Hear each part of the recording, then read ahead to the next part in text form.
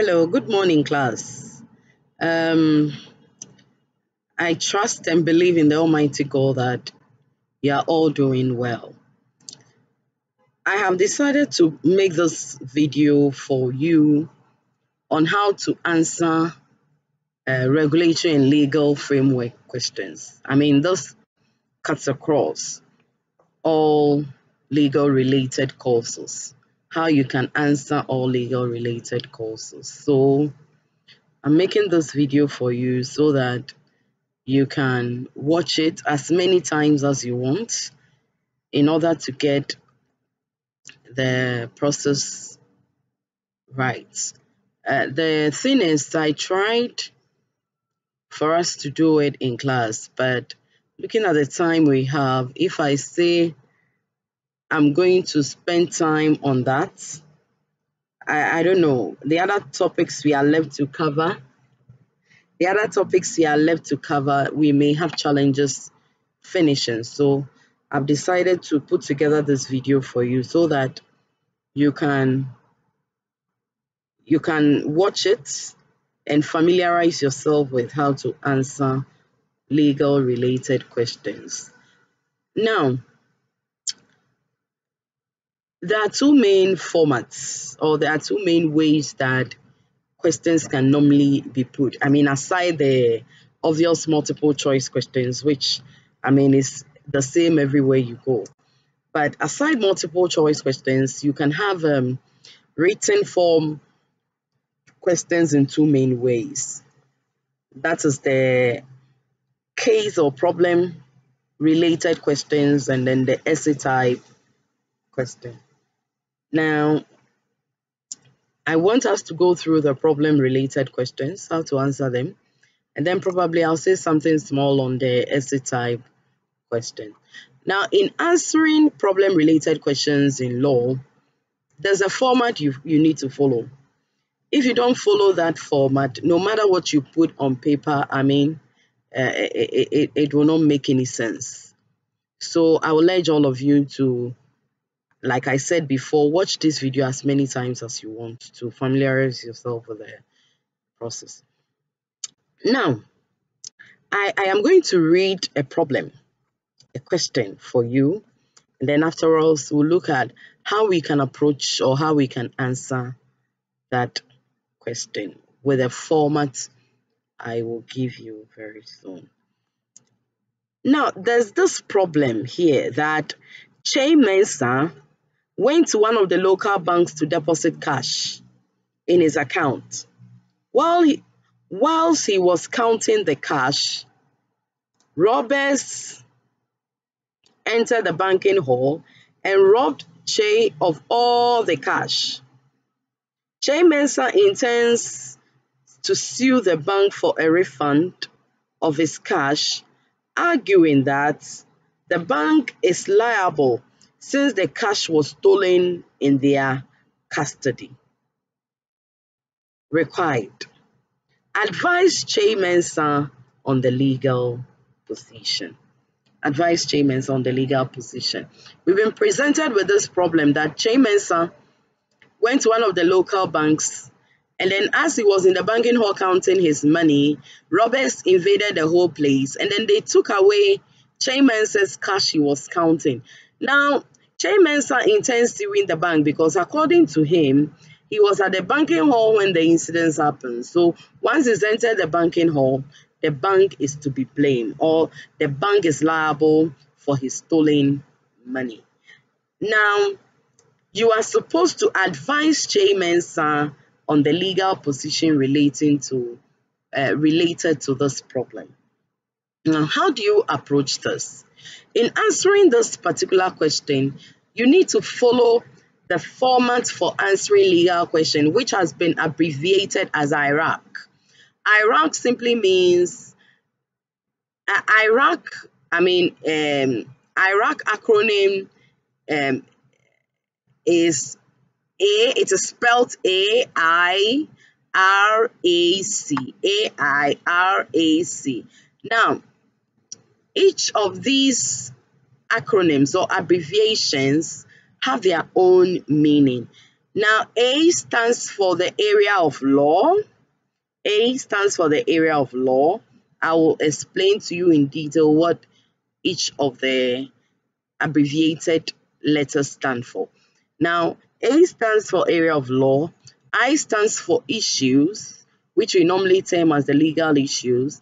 R stands for rule of law. The second A stands for analysis, and C stands for conclusion. And then C comes with advice. So conclusion and advice. Now, to begin with, when we talk about area of law in law, we are simply referring to the aspect of the law that the problem relates. The area of law simply means the aspect of the law that the problem relates. So, if we take, for instance, legal and regulatory framework, right? If there's a problem given, I'll come to the problem as state. If there's a problem given, and then we are looking for the area of law, the area of law simply means the topical area or the specific area where the problem at stake relates. So, for instance, if the problem has to do with a particular topic we've treated under legal and regulatory framework, let's say banker-customer relationship, then the area of law will be the banker-customer relationship. But then, banker-customer relationship is broad. So it is always advisable that when you give the broad area of law, you also narrow it down to the specific. So like, for instance, if you read a case or the problem, and then you notice that the area of law has to do with banker-customer relationship, but it specifically relates to debtor-creditor relationship, then you can state it as the area of law is a banker-customer relationship, specifically debtor-creditor relationship. Once you are able to state it this way, then it means that the first step in approaching or in answering the particular problem at stake has been addressed. If you don't get this step right, there's a high possibility that the rest of the steps to follow are going to be wrong, because the rest depends on the first step, which is the area of law. So the area of law is a specific area that that the problem at stake relates. Now, coming back to the problem, Chaymen's problem, our area of law, if you read the question critically, you can see that the area of law is the relationship that exists between a debtor and a creditor. The relationship that exists between a debtor and a creditor. Now, you could have simply said the area of law has to do with banker-customer relationship, specifically debtor-creditor relationship. Is the same thing. Just that with this one, I went straight on to the specific area of law by saying that the case or the area of law, you can say the case concerns debtor-creditor relationship, or the area of law is the relationship that exists between a debtor and a creditor. Once you're able to identify this area of law, then it means that the rest of the steps to follow are likely to be correct, because the area of law is going to inform you how to frame your legal issues, do your analysis, and do your conclusion, as well as come up with the rule of law. So it is very, very important that when you read the question, you pay key attention. Sometimes some questions will give you some things or bring in some things which are just meant to sway you off. Do not concentrate on those things. Always read and be focused on the particular area that the problem is geared towards. Sometimes a lot of irrelevant things will be given, but those are just meant to confuse you. So my dears, when you're answering legal questions and you read, be very, very careful. Read, look at the particular direction that the problem is pointing to, and that becomes your area of law. Okay, now after identifying the area of law, then you can comfortably move on to your legal issues. Now, when we talk about legal issues, we are simply referring to the questions that the problem at stake seeks to address. The question that the problem at stake seeks to address. Now, The legal issues are also those questions raised by the court, which at the end of the case, the courts will make a decision on or will rule on. Those questions raised by the court, which at the end of the day, the court will give decision on. So the legal issues are very, very, very important. As you read a problem, you'll see that some questions will be going through your mind. Those are the questions we raised as legal issues. Now, the questions you raised as legal issues has a direct relationship with the area of law, because the area of law you have identified will lead you to raising the legal issues. So the area of law is a very, very, very important aspect. So now, after you have identified your area of law, then it becomes important that you come up with the legal issues. And like I said, the legal issues are simply the questions that the problem seeks to address. So if we look at the problem at stake, we can raise one legal issue. Now, at this stage, I mean, at your level, you are not pure law students. So normally, I do not think I'll give you a problem in which you'll be required to raise more than 2 issues. Normally, the issue will be 1, at most 2. So be very careful, because the more legal issues you raise, the more complicated or the more work you have to do, because every legal question you raised must be answered. So be very, very careful and make sure you raise only the relevant or the most important legal issues. Some of the legal issues are irrelevant. Do not bother yourself with irrelevant legal issues. Raise only relevant or the most important legal issues. So looking at the problem at stake, we can raise one legal issue. That is, and in raising legal issues, there's a format we go by. Now, we always begin with whether or not, because like I said, the legal issues are questions. So you ask them in question form, and they always begin with whether or not. But in some jurisdictions, they will go straight with, raising the question without whether or not. But then in Ghana and most countries in the world, the practice has been that you start your legal issues with whether or not, because like I said, those are the questions that the problem seeks to address at the end of the day. So looking at the problem at stake, we can raise one legal issue, that is whether or not the bank is liable for a sum of money stolen in its banking hall.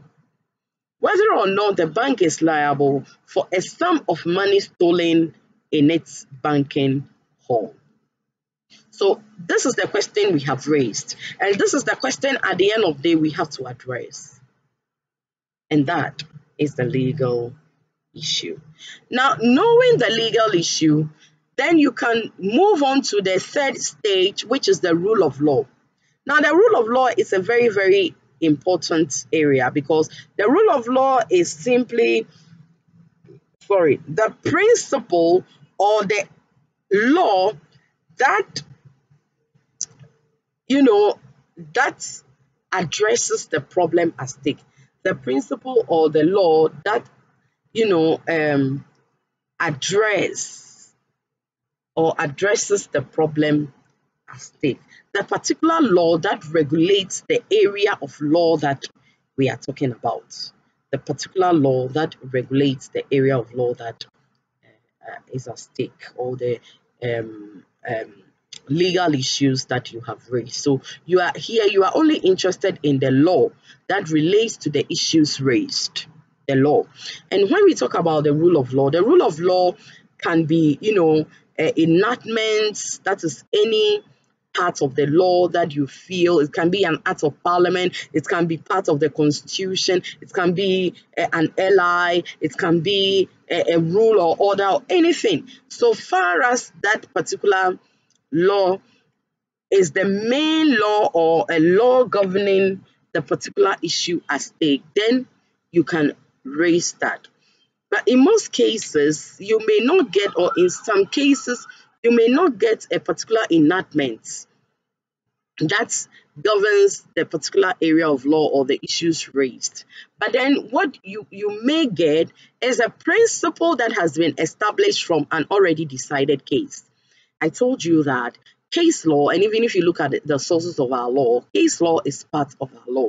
Whenever judges rule on a particular decision, their decision become part of the law, especially if a higher court rules on a particular decision. The decision of the higher court becomes binding on all the lower courts under the higher court, or even all the courts which are at the same level. The subsequent issues may also make reference to the case to come up with its ruling. So case law is part of our laws.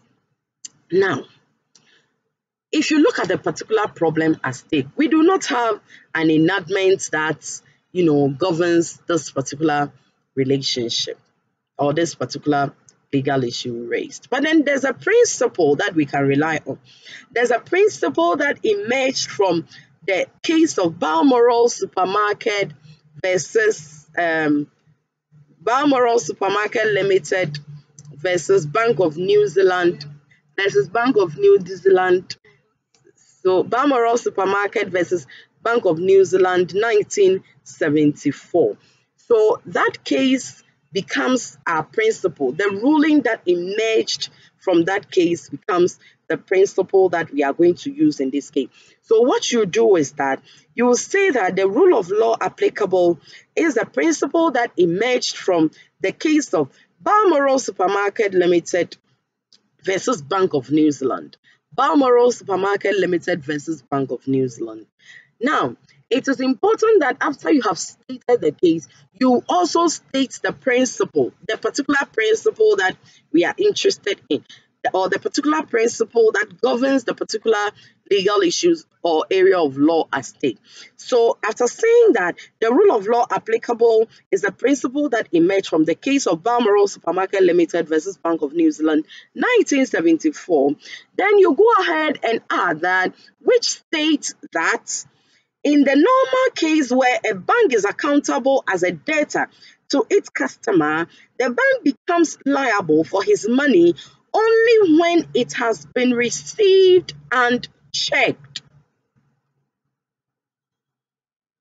I repeat, the rule of law applicable is the principle that emerged from the case of Balmoral Supermarket Limited versus Bank of New Zealand, 1974.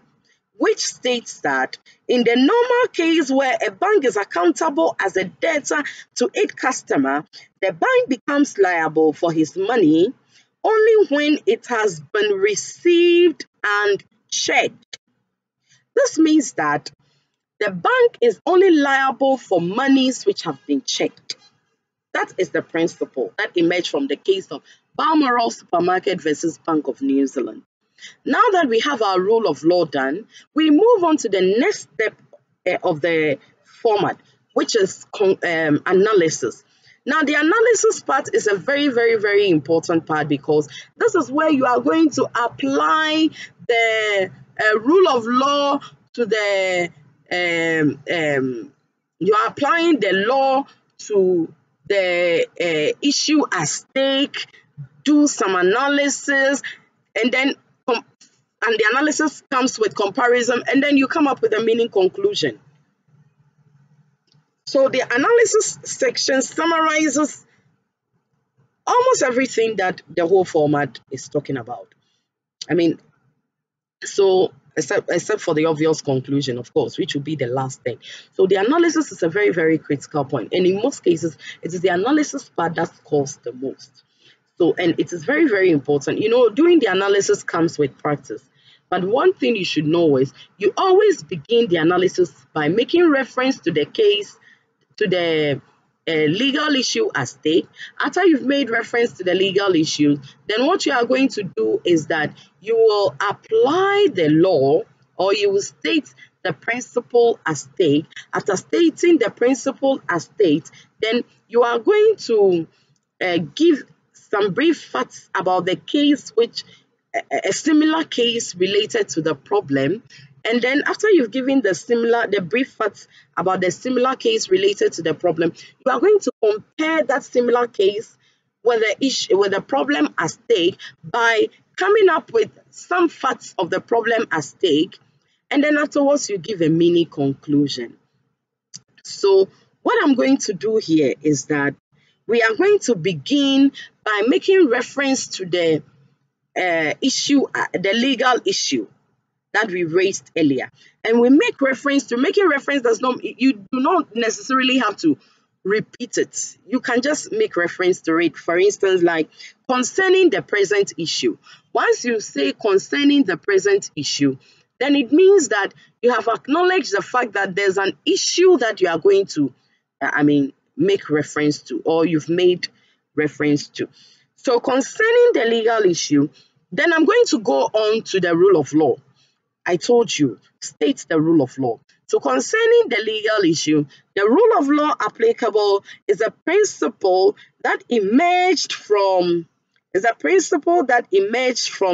case of Balmoral Supermarket Limited versus Bank of New Zealand, which states that in the normal case where a bank is accountable as a debtor to its customer, the bank becomes liable for his money only when it has been received and checked.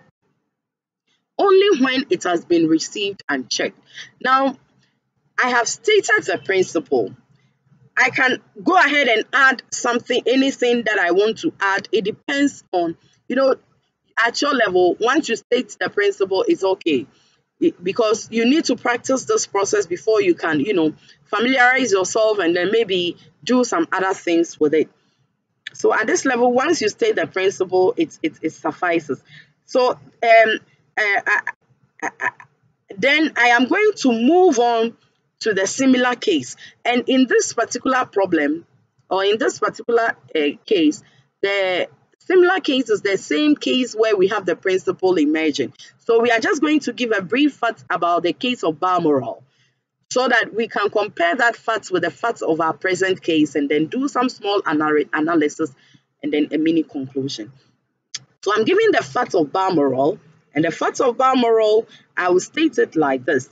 In the case of Balmoral Supermarket Limited versus Bank of New Zealand, 1974, cash had been emptied from a bag on the bank counter, and the teller had begun to count a bundle of notes. Thieves raided the bank at this point and stole the uncounted cash. The customer sued the bank for the money taken by the thieves. It was held, I've given brief facts about what happened in the case. It is also important I go ahead to give the court's ruling on the matter, because that is a very, very critical point. So it was held that the claim should fail, as the bank was not accountable for cash paid in until it had been checked. As the bank was not accountable for cash paid in until it had been checked, meaning that the bank is not accountable for cash paid in only or until it has been duly checked by the teller. So this is the brief facts of the and the court ruling of the similar case in question. Now, the next thing I'm going to do is to state a brief fact about the problem at stake. And stating the brief facts means that just state the salient points. Go straight to the point. Do not repeat the problem that the question has given you. You are just summarizing the salient point. So I give the brief facts as, in the present case, the teller did not check the cash. No, I will give it like this for your sake. In the present case, K. Mensah went to the banking hall to deposit money. As he was counting his money, armed robbers or thieves raided the banking hall, made away with his money, and now K. Mensah wants to sue the bank for his lost cash. So I have given the brief facts about this case. Now, what I'm going to do next is to compare the present case with a similar case where the principle emerged. Then I'll give a mini conclusion. Now, I go about it this way, that in the present case, the teller did not check the cash. The cash was being checked by Che Mensah, ready to be handed over to the teller when robbers raided the banking hall and went away with the cash. Looking at the case of Balmoral Supermarket versus Bank of New Zealand, the money was at the counter and the teller had even started counting when the robbers raided the banking hall and made away with the cash. Even with that, the court held that the bank cannot be held liable because the bank had not checked the money. So if we compare this present case with the case where the principal emerged, that is Balmoral Supermarket versus Bank of New Zealand, we can see that Che Mensah, over here, Che Mensah cannot blame the bank. I mean, Che Mensah did not even get closer to the teller. Unlike the case of Balmoral Supermarket where the money was even at the counter of the teller. So, hence, Che Mensah cannot claim from the bank the stolen money, since at that moment, the bank did not receive the cash. You see, what I've just stated is a mini conclusion, which is going to seal the entire analysis. So I will go over the analysis again so that you see how it reads in total. I said that concerning the present issue, the rule of law applicable is the principle that emerged from the case of Balmoral Supermarket Limited versus Bank of New Zealand, which states that in the normal case where a bank is accountable as a debtor to its customer, the bank becomes liable for his money only when it had been received and checked. The contract between a bank and a customer is one that can be treated as a debtor-creditor relationship. In the case of Balmoral Supermarket Limited versus Bank of New Zealand, cash had been emptied from the bag on the bank counter and the teller began to count the bundle of notes. Thieves raided the bank at this point and stole the uncounted check. The customer sued the bank for the money taken by the thieves. It was held that the claim should fail, as the bank was not accountable for cash paid in until it had been checked. In the present case, Che Mensah went to the banking hall to deposit money. As he was counting his money, thieves raided the banking hall and made away with his cash. Che Mensah plans to sue the bank. Che Mensah plans to sue the bank. So, and that's a brief fact, but then I'm quoting what is here. So, in the present case, the teller did not check the cash. The cash was being checked by Che Mensah, ready to be handed over to the teller when robbers raided the banking hall and went away with the cash. Then the conclusion comes. Hence, Che Mensah cannot claim from the bank the stolen money, since at that moment the bank did not receive the cash. Now, one thing you should note from the analysis is that you begin by making reference to the issue at stake. Then you state the principle at stake. Then you give a brief fact of a similar case related to the issue at stake with the court's ruling. Then give a brief fact of the present issue at stake or the present problem. Then do some small comparison of the present issue and the similar case, and give a mini conclusion. Now, it is not all the time that you use principle that emerged from a case. Sometimes you may have a particular section of an act which deals with a problem. If that is the case, then you just go straight ahead to stay, because that will be your rule of law. So when you get to the rule of law, you quote the particular section. After quoting the section, if you know of any similar case that where a principle emerged that also supports the problem at stake, then you can add that.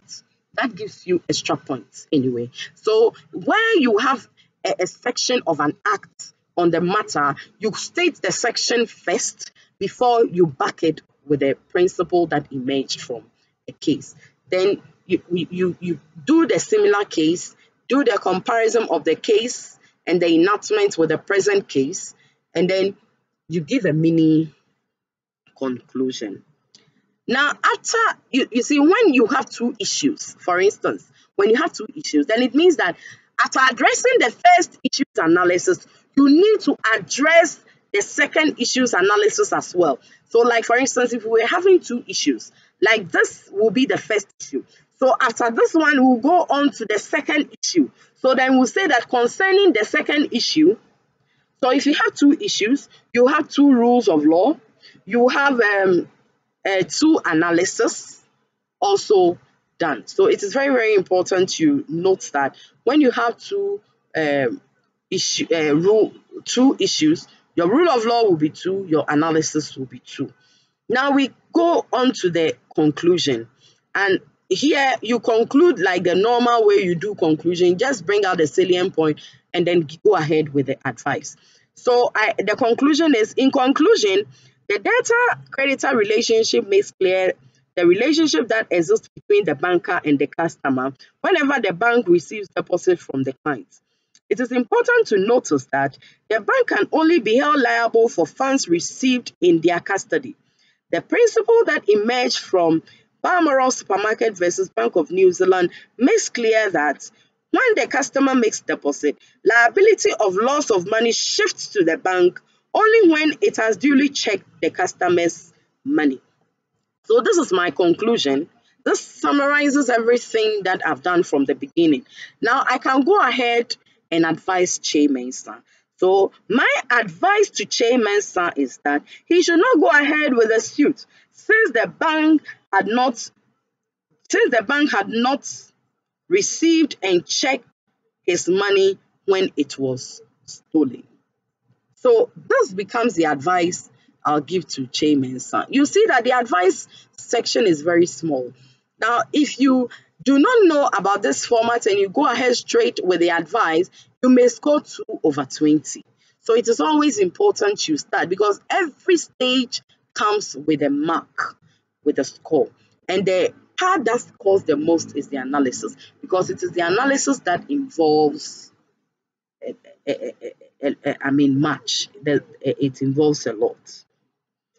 Now, when it comes to the essay type questions, it is always important that when you are answering essay type questions under legal and regulatory framework, you always support your points with evidence. And by evidence, I mean sections of the Act or principles that emerged from cases that you know.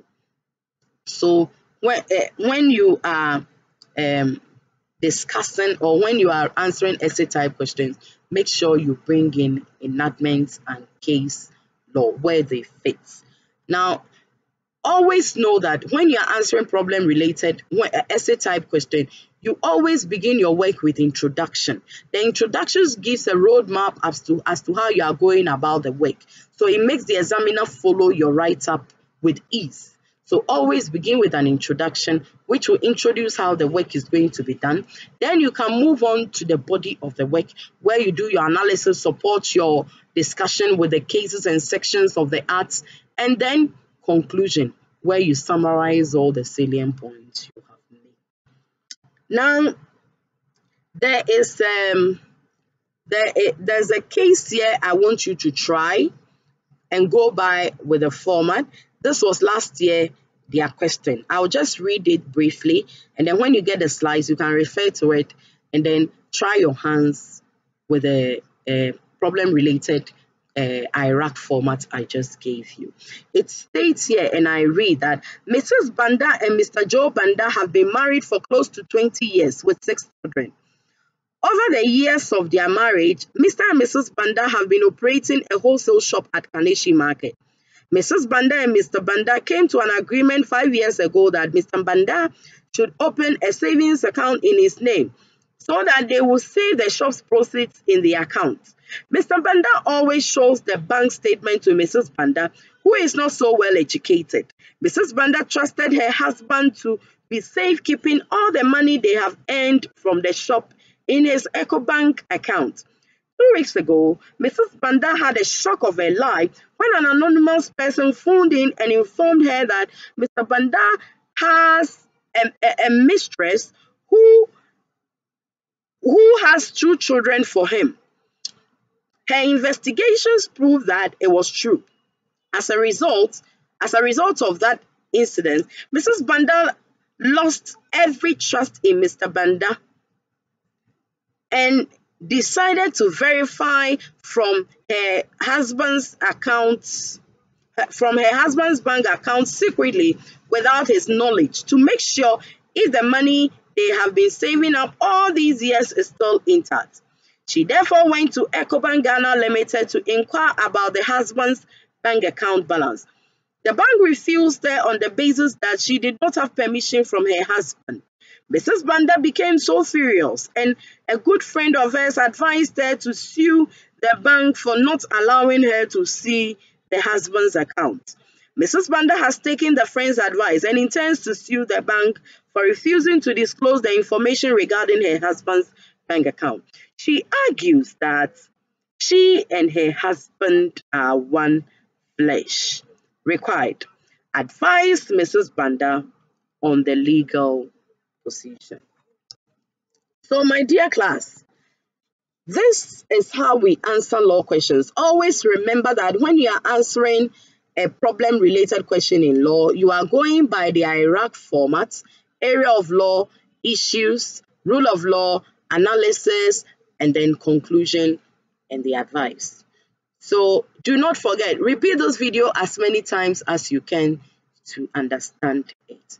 I wish you all the best, and I hope God will grant you all the knowledge and wisdom you need to understand this video. Until we meet again, it's bye from your lecturer of Regulatory and Legal Framework, UPSA, Banking and Finance Department, Deborah Adutwumwaah.